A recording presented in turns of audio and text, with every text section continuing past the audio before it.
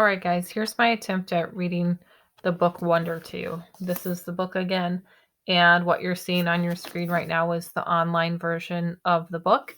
I'm going to try to read it and move my pen along so you can see where I am in the book. So please bear with me. We'll see how this works for the first one. I'm going to be reading pages 3 to 14. So this is page 3. It says, Part 1, August.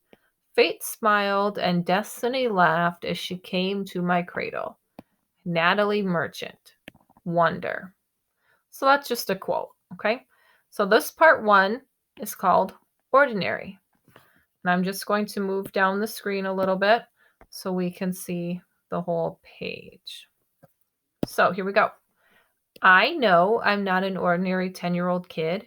I mean, sure, I do ordinary things. I eat ice cream. I ride my bike. I play ball. I have an Xbox. Stuff like that makes me ordinary, I guess. And I feel ordinary inside. But I know ordinary kids don't make other ordinary kids run away screaming in playgrounds. I know ordinary kids don't get stared at wherever they go. If I found a magic lamp and I could have one wish, I would wish that I had a normal face that no one ever noticed at all. I would wish that I could walk down the street without people seeing me and then doing that look away thing. Here's what I think. The only reason I'm not ordinary is that no one else sees me that way. But I'm kind of used to how I look by now. I know how to pretend I don't see the faces people make. We've all gotten pretty good at that sort of thing. Me, Mom, and Dad, Via. Actually, I take that back. Via's not so good at it. She can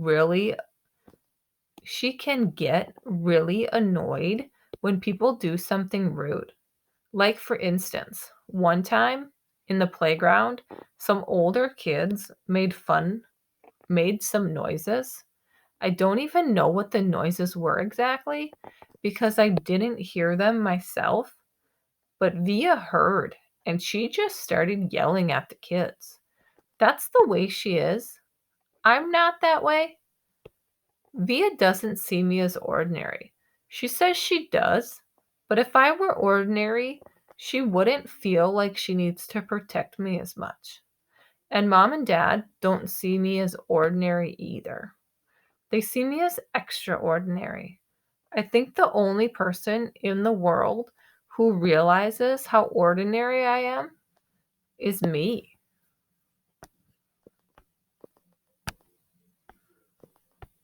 Okay, now we're moving to page 4.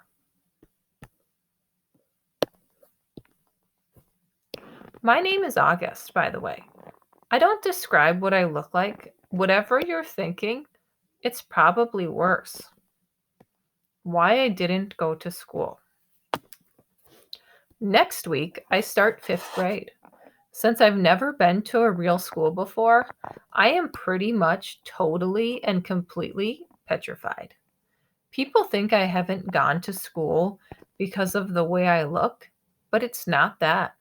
It's because of all the surgeries I've had. 27 since I was born.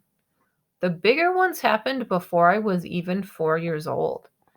So I don't remember those, but I've had 2 or 3 surgeries every year since then.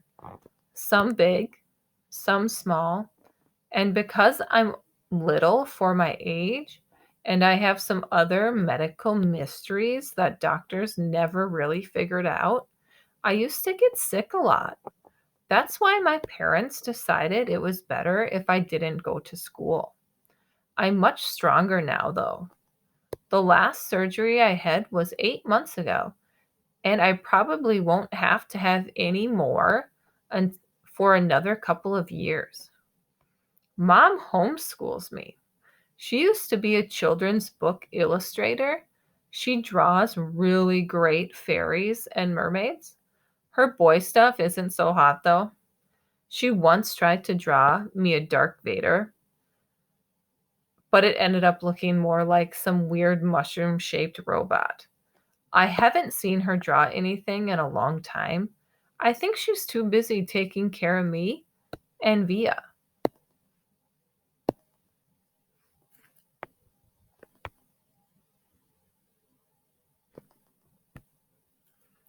I can't say I always wanted to go to school because that wouldn't be exactly true. What I wanted was to go to school, but only if I could be like every other kid going to school, have lots of friends, and hang out after school and stuff like that. I have a few really good friends now. Christopher is my best friend, followed by Zachary and Alex. I've known each We've known each other since we were babies. And since they've always known me the way I am, they're used to me. When we were little, we used to have play dates all the time. But then Christopher moved to Bridgeport in Connecticut. That's more than an hour away from where I live in North River Heights, which is at the tip, sorry, which is at the top tip of Manhattan. And Zachary and Alex started going to school. It's funny, even though Christopher's the one who moved far away, I still see him more than I see Zachary and Alex. They have all these new friends now. If we bump into each other on the street, they're still nice to me though. They'll always say hello. I have other friends too, but not as good as Christopher and Zach and Alex were. For instance, Zach and Alex always invited me to their birthday parties when we were little. But Joel and Emin and Gabe never did. Emma invited me once, but I haven't seen her in a long time. And of course, I always go to Christopher's birthday party. Maybe I'm making too big a deal about birthday parties.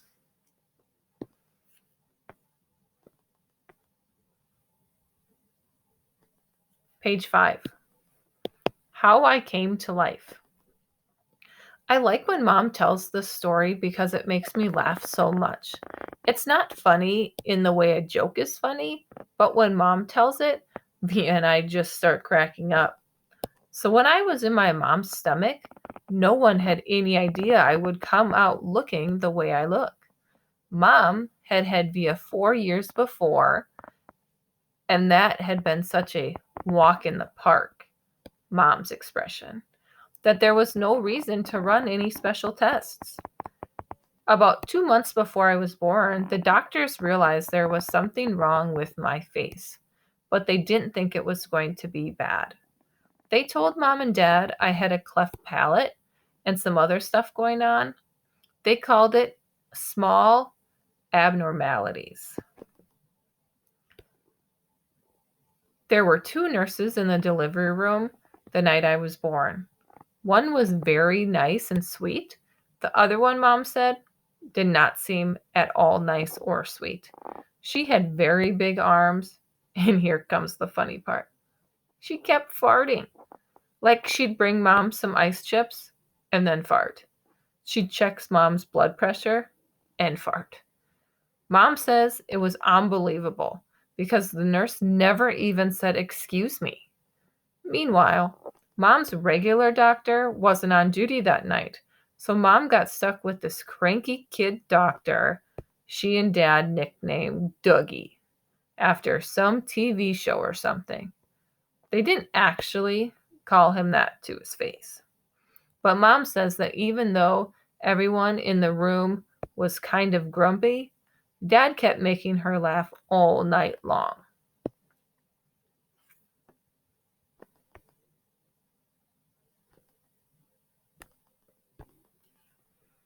When I came out of Mom's stomach, she said the whole room got very quiet. Mom didn't even get a chance to look at me because the nurse immediately rushed me out of the room. Dad was in such a hurry to follow her that he dropped the video camera which broke into a million pieces. And then Mom got very upset and tried to get out of bed to see where they were going. But the farting nurse put her very big arms on Mom to keep her head down on the bed. They were practically fighting because Mom was hysterical and the farting nurse was yelling at her to stay calm. And then they both started screaming for the doctor. But guess what? He had fainted right on the floor. So when the farting nurse saw that he had fainted, she started pushing him with her foot to get him to wake up, yelling at him the whole time. What kind of doctor are you? What kind of doctor are you? Get up! Get up! And then all of a sudden, she let out the biggest, loudest, smelliest fart in the history of farts. Mom thinks it was actually the fart that finally woke the doctor. Anyway, when Mom tells the story, she acts out all the parts, including the farting noises, and it is so funny. Mom says the farting nurse turned out to be a very nice woman. She stayed with Mom the whole time, didn't leave her side even after Dad came back and the doctors told them how sick I was. Mom remembers exactly what the nurse whispered in her ear when the doctor told her I probably wouldn't live through the night. Everyone born of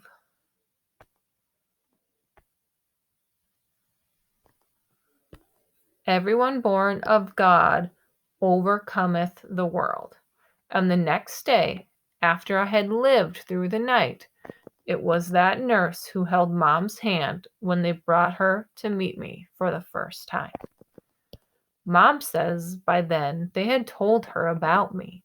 She had been preparing herself for seeing me. But she says that when she looked down into my tiny, mushed up face for the first time, all she could see was how pretty my eyes were. Mom is beautiful, by the way, and Dad is handsome. Via is pretty, in case you were wondering. Christopher's house.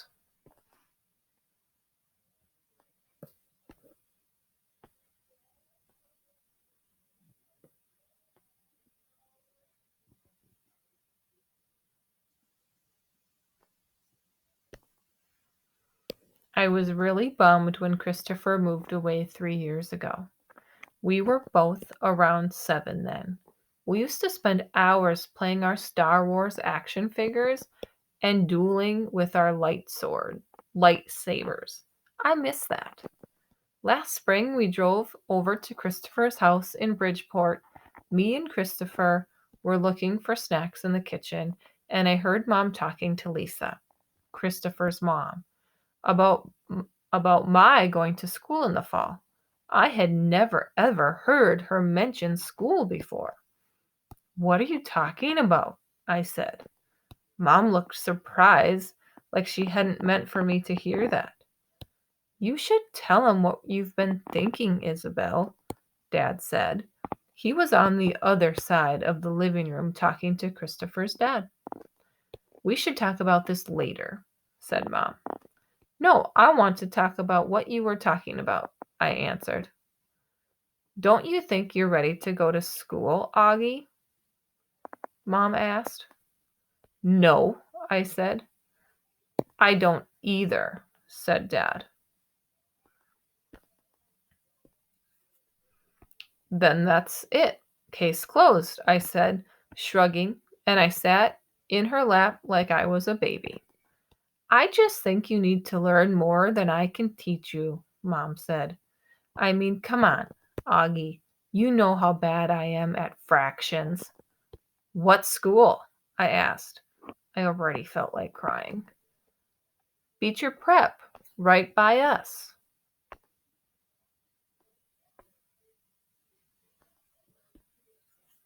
Wow, that's a great school, Augie, said Lisa, patting my knee. Why not Via School? I said. That's too big, Mom answered. I don't think that would be a good fit for you. I don't want to, I said. I admit I made my voice sound a little babyish.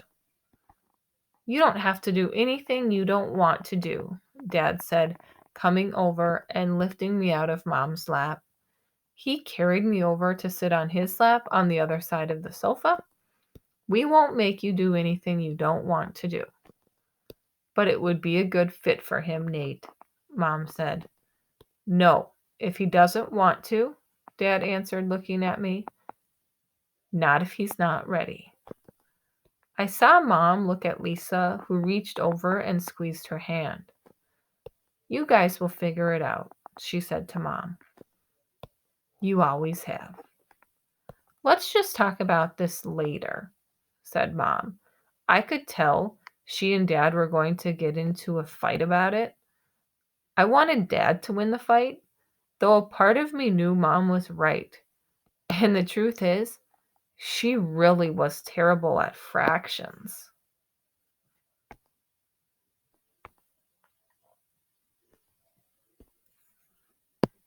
Driving. It was a long drive home. I fell asleep in the back seat like I always do, my head on Via's lap like she was my pillow, a towel wrapped around the seatbelt so I wouldn't drool all over her. Via fell asleep too, and Mom and Dad talked quietly about grown-up things I didn't care about. I don't know how long I was sleeping, but when I woke up, there was a full moon outside the car window. It was a purple night, and we were driving on a highway full of cars. And then I heard Mom and Dad talking about me. We can't keep protecting him, Mom whispered to Dad, who was driving. We can't just pretend he's going to wake up tomorrow and this isn't going to be his reality. Because it is, Nate, and we have to help him learn to deal with it. We can't just keep avoiding situations that...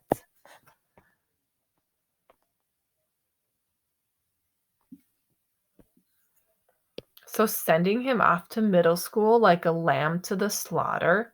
Dad answered angrily, but he didn't even finish his sentence because he saw me in the mirror looking up. What's a lamb to the slaughter? I asked sleepily. Go back to sleep, Augie, Dad said softly. Everyone will stare at me at school, I said, suddenly crying. Honey, Mom said. She turned around in the front seat and put her hand on my hand. You know, if you don't want to do this, you don't have to. But we spoke to the principal there and told him about you, and he really wants to meet you. What did you tell him about me? How funny you are and how kind and smart. When I told him you read Dragon Rider when you were 6, he was like, "Wow, I have to meet this kid." Did you tell him anything else? I said. Mom smiled at me. Her smile kind of hugged me. I told him about all of your surgeries and how brave you are, she said. So he knows what I looked like? I asked.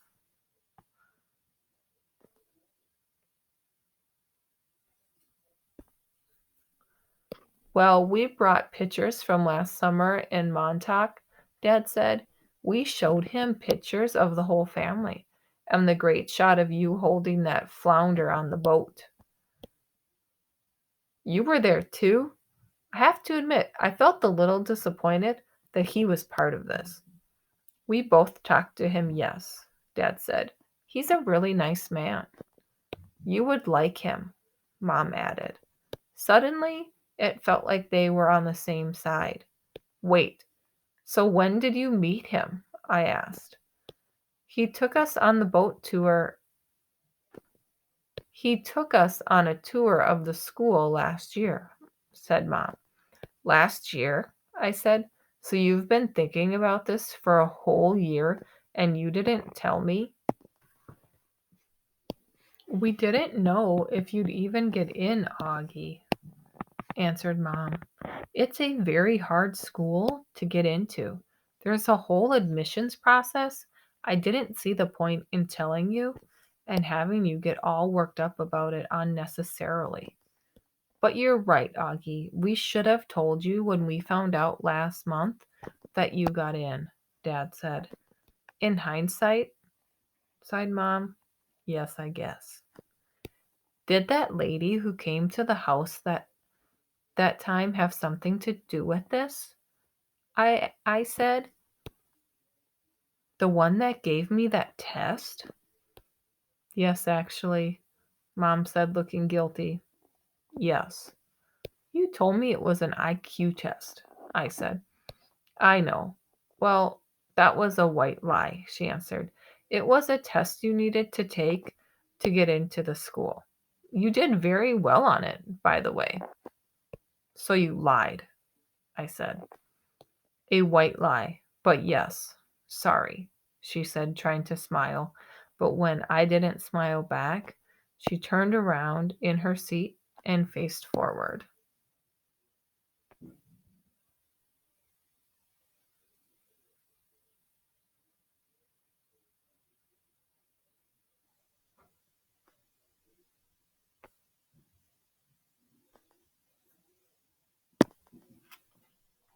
What's a lamb to the slaughter? I said. Mom sighed and gave Daddy a look. I shouldn't have said that, Dad said, looking at me in the rearview mirror. It's not true. Here's the thing. Mommy and I love you so much, we want to protect you any way we can. It's just sometimes we want to do it in different ways. I don't want to go to school, I answered, folding my arms. It would be good for you, Augie, said Mom. Maybe I'll go next year, I answered, looking out the window. This year would be better, Augie, Mom said. You know why? Because you'll be going into fifth grade, and that's the first year of middle school. For everyone. You won't be the only new kid. I'll be the only kid who looks like me, I said. I'm not going to say it won't be a big challenge for you, because you know better than that, she answered. But it'll be good for you, Augie. You'll make lots of friends, and you'll learn things you'd never learn with me. She turned in her seat again and looked at me. When we took the tour, you know what they had in the science lab?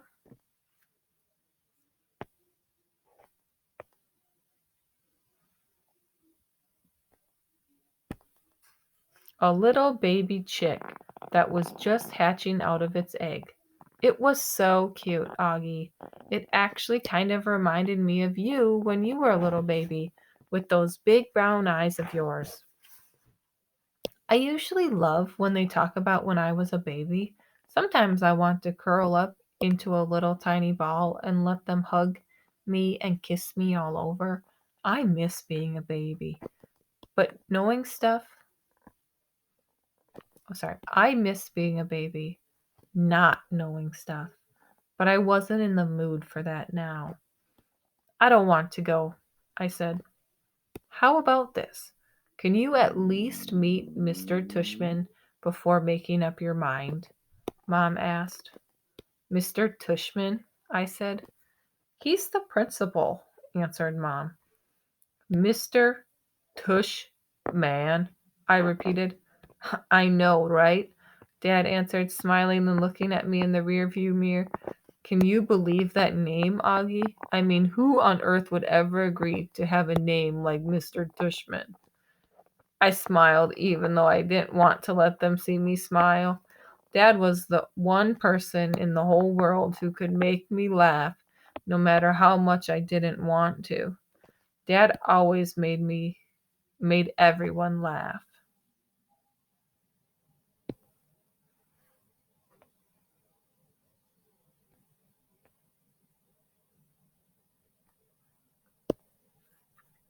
Augie, you know, you should go to that school just so you can hear his name said over the loudspeaker, Dad said excitedly.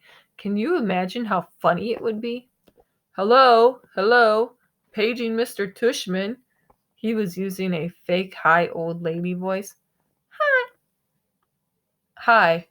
Mr. Tushman, I see you're running a little behind today. Did your car get rear-ended again? What a bum rap. I started laughing, not even because I thought he was being that funny, but because I wasn't in the mood to stay mad anymore. It could be worse, though, Dad continued in his normal voice. Mommy and I had a professor in college named Miss Butt. Mom was laughing now, too. Is that for real? I said. Roberta Butt, Mom answered, raising her hand as if she swore. Bobby Butt. She had huge cheeks, Dad said.